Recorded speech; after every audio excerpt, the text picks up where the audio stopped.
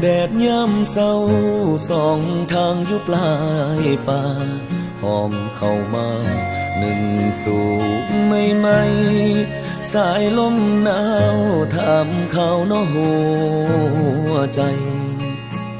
คือโทษเจ้าลายเด้อก้อนค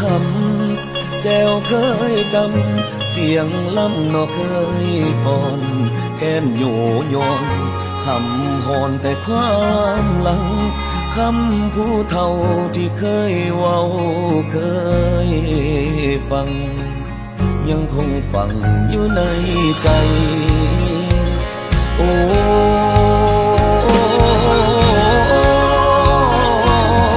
ยอีกดนสำใดสิได้กลับไปเนาะบ้านเฮา